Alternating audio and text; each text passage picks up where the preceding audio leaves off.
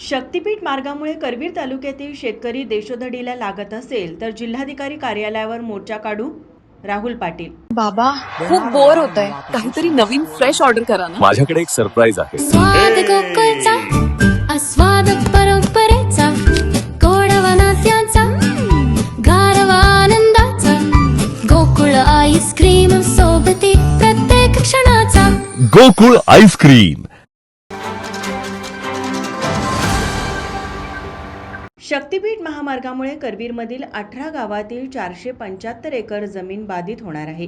यामुळे शेतकरी देशोधडीला लागणार असून हा मार्ग रद्द करावा किंवा पर्यायी मार्ग करावा यासाठी शिक्षण मंत्री हसन मुश्रीफ, उपमुख्यमंत्री सुनेत्रा पवार यांची भेट घेणार असून वेळप्रसंगी शेतकऱ्याचा जिल्हाधिकारी कार्यालय मोर्चा काढू असा इशारा जिल्हा परिषद माजी अध्यक्ष राहुल पाटील यांनी दिला. खुपिरी येथे शक्तीपीठ विरोधात राष्ट्रवादी काँग्रेस व शेतकरी संघटनेच्या वतीने शेतकरी बैठकीत ते बोलत होते. अध्यक्षस्थानी आनंदा पाटील होते. यावेळी पाटील म्हणाले, या रस्त्यामुळे अल्पभूधारक शेतकरी भूमिहीन होणार असून भरावा आणि पूर पाण्यामुळे अनेक जमीन नापीक बनणार आहे. पुराचा धोका शेतीला व गावांना बसणार आहे. गट तट बाजूला ठेवून सर्वांनी एकत्र येऊन लढा उभारू व वेळप्रसंगी जिल्हाधिकारी कार्यालय मोर्चा काढू असे सांगून हा मार्ग डोंगर भागातून करावा, शेतकऱ्यांची सुपीक जमीन जाऊ देणार नाही असे सांगितले. गोकुळ माजी संचालक बाळासाहेब खाडे म्हणाले, शेतकरी गुंठ्यात आला असून अल्पभूधारक झाला आहे.